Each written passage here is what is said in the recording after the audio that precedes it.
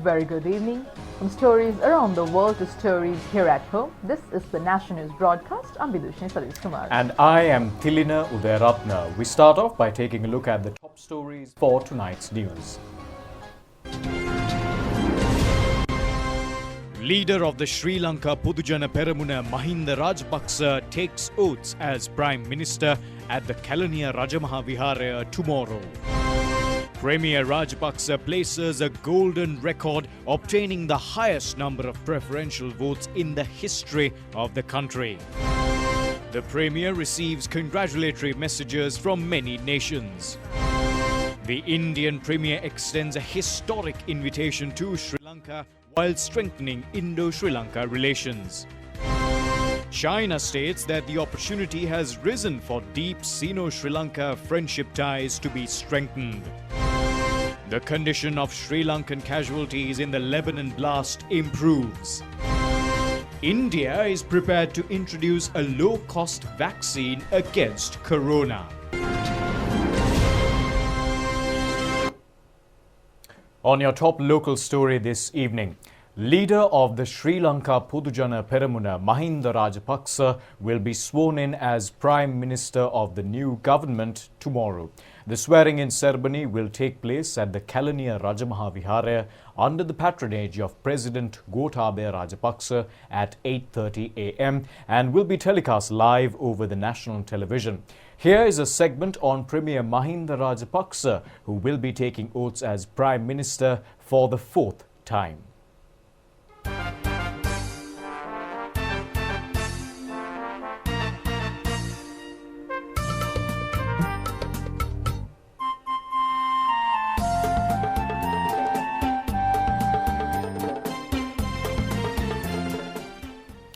Mahinda Rajapaksa entered politics after his father's demise in 1967 and was first elected to Parliament from the Beliatta electorate in 1970 as the youngest member of Parliament at the time.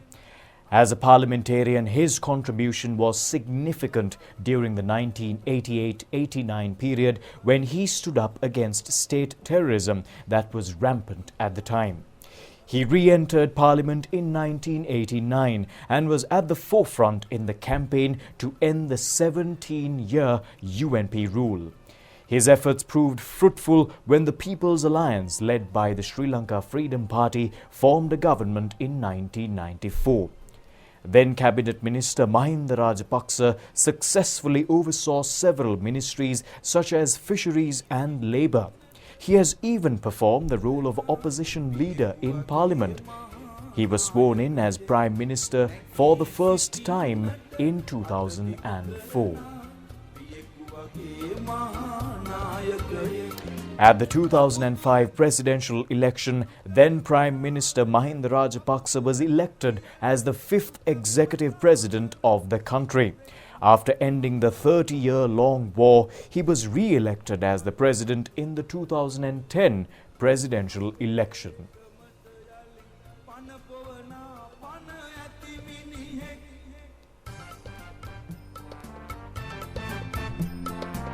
පළමුවත් මට වටින්නේ මගේ මව්පිය. දෙවනුවත් මගේ මව්පිය. තෙවනුවත් මගේ මව්පිය. ඔබටත් මුළු මහත් ජාතියටත් එසේ විය යුතුයි. උස්මිටිකම් සීමා නොතකාලන සැමට සමානව සිතන රජෙක්. උස්මිටිකම් සීමා නොතකාලන. Then President Mahinda Rajapaksa was defeated at the 2015 presidential election. However, he re-entered Parliament to serve the people. Thereby, under his leadership, on the 10th of February in 2018, the Sri Lanka Podujana Peramuna emerged victorious at the local government elections. Although the Sri Lanka Podujana Peramuna was a newly formed political party, it significantly secured power in over 70% of the local government bodies. In January 2019, he assumed the role of opposition leader for the second time and strengthened the party to defeat the then incumbent UNP government. As a result, on the 16th of November 2019, presidential candidate of the Sri Lanka Podujana Peramuna Gotabaya Rajapaksa secured victory, obtaining a mandate of 6.9 million votes. Thereafter, in the caretaker government that was formed, Mahinda Rajapaksa was appointed Prime Minister. At the recently concluded parliamentary election, the Sri Lanka Podujana Peramuna secured a landslide victory, obtaining 145 seats under the leadership of Prime Minister Mahinda Rajapaksa. Contesting from the Kurunegala district, Premier Rajapaksa obtained 527,364 preferential votes, which is the highest number of preferential votes ever obtained by a contestant at a parliamentary election. නිදහස් නිවහල් අපේ රටක් නිදහස් නිවහල් අපේ රටක් නිදහස් නිවහල් අපේ රටක් නිදහස් නිවහල් අපේ රටක්.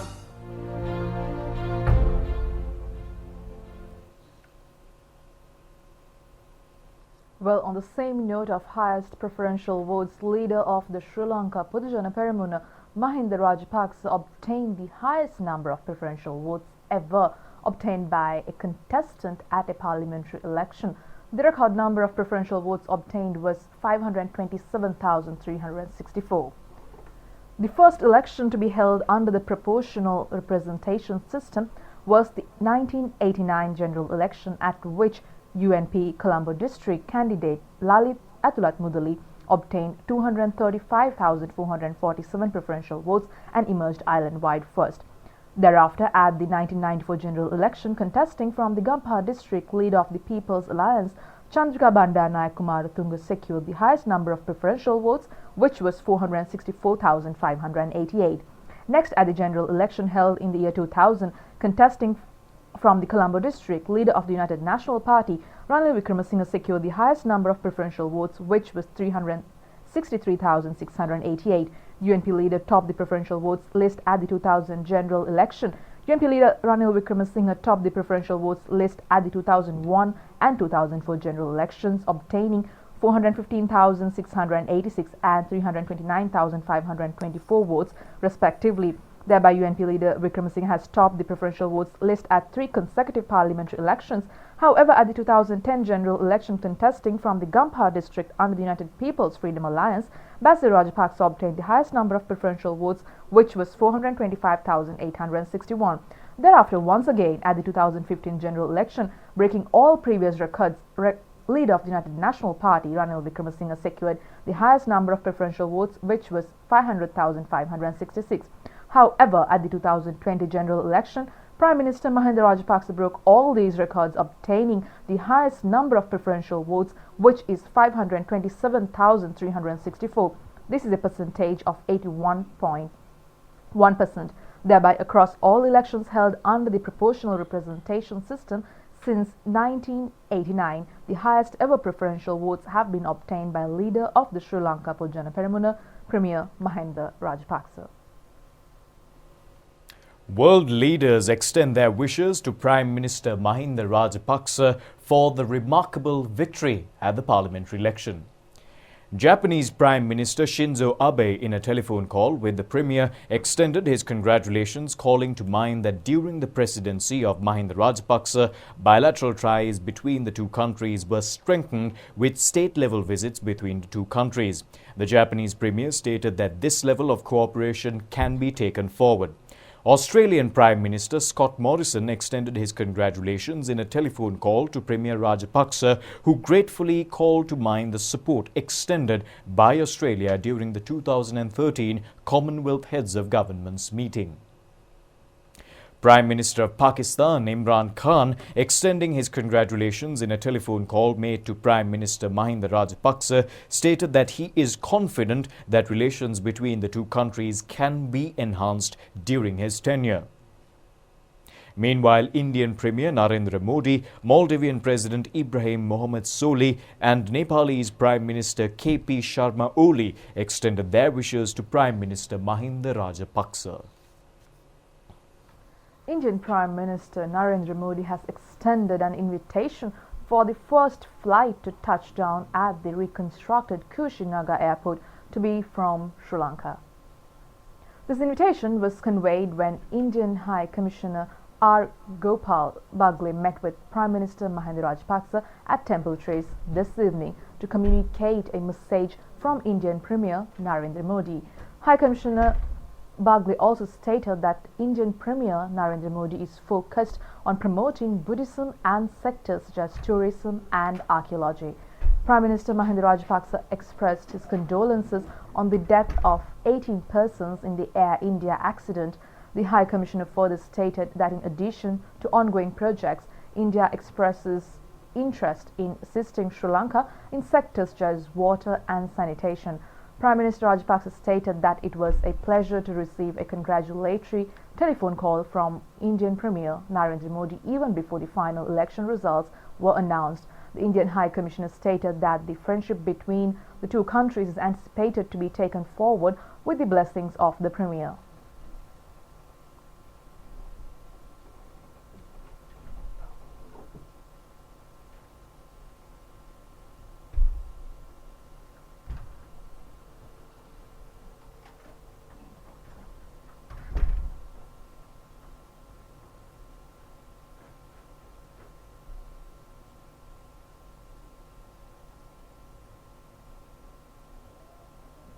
The acting ambassador of the Embassy of China in Sri Lanka, Hu called on Prime Minister Mahinda Rajapaksa at Temple Trace this evening. The Chinese ambassador presented Premier Rajapaksa with a congratulatory message from the Central Committee of the Communist Party of China.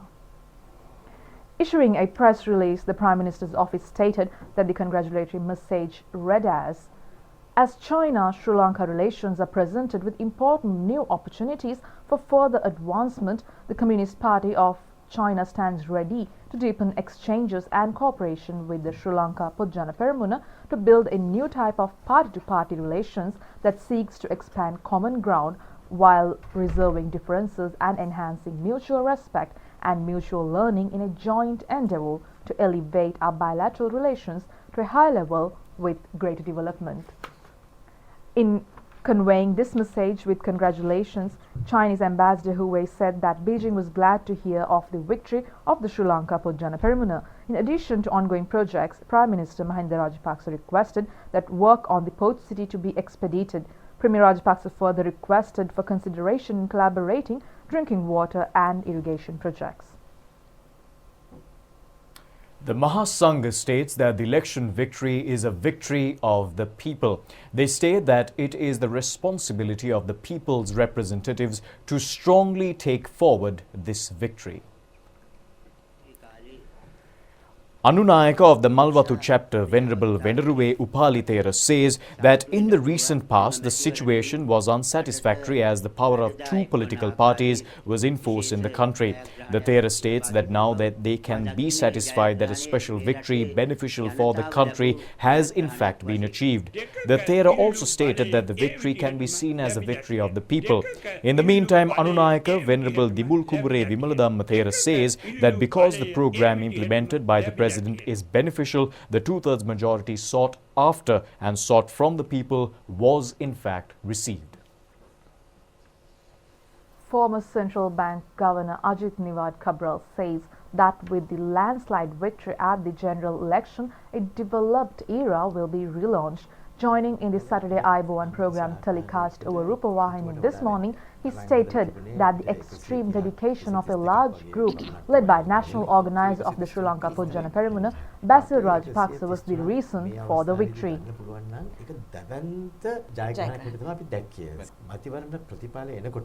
Sri Lanka Pojana Peramuna National List member Ajit Niwad Cabral says that the final result was higher than anticipated as they previously predicted 130 to 132 seats.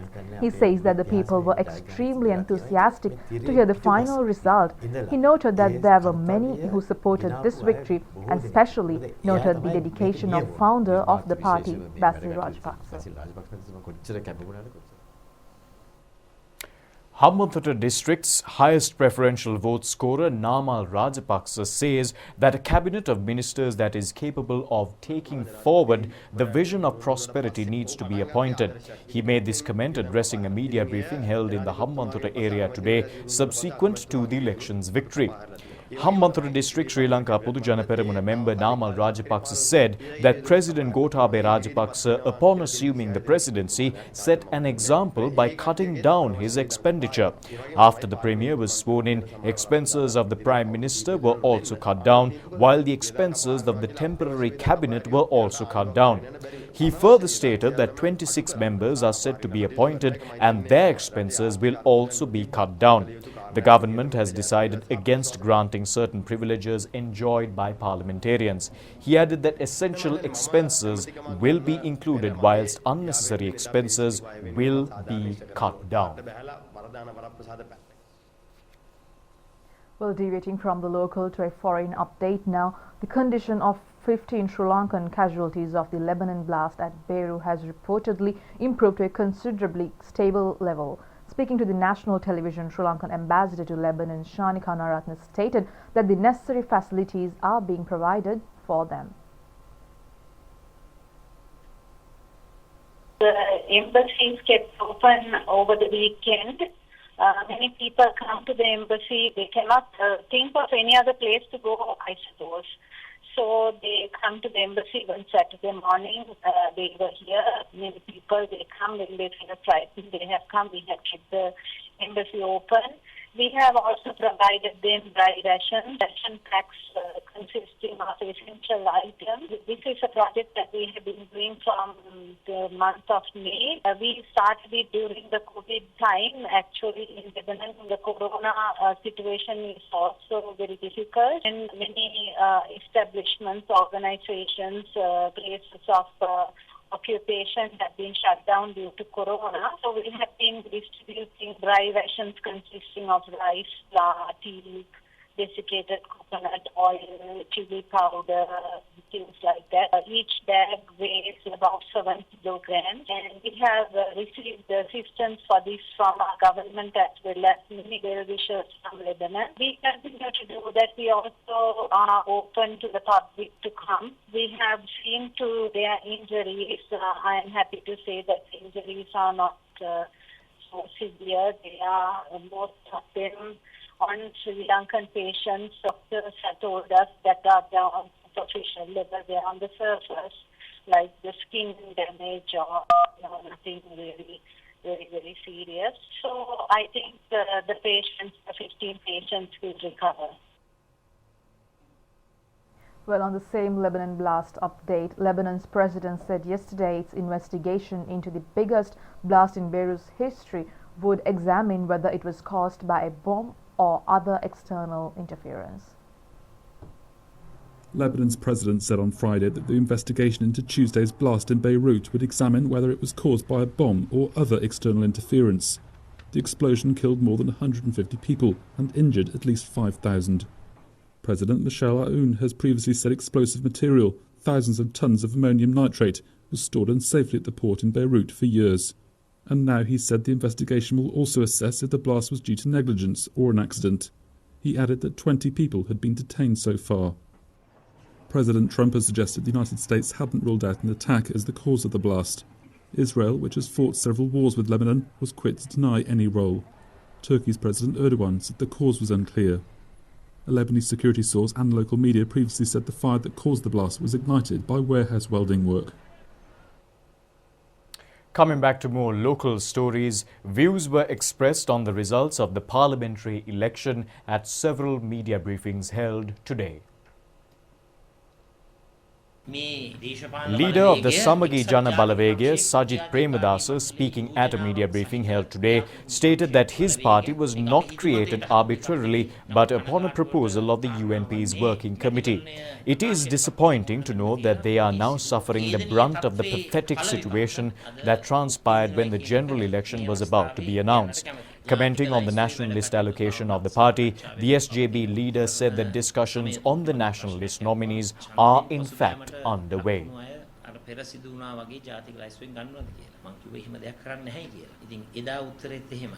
අද කිසි වෙනසකුත් නැහැ. මේ රටේ ජනතාවට Speaking at a media briefing held today, National People's Power candidate Samantha Vidyaratne observed that the people of the country have voted a strong leadership to power and they expect the new leadership to proceed along the anticipated path. His party is dedicated towards the people and is attentively watchful. He added that the political movement of his party will be getting stronger by rectifying existing shortcomings. Well, our correspondents report that people throughout the island are seen celebrating the victory of the Sri Lanka Pujana Peramuna.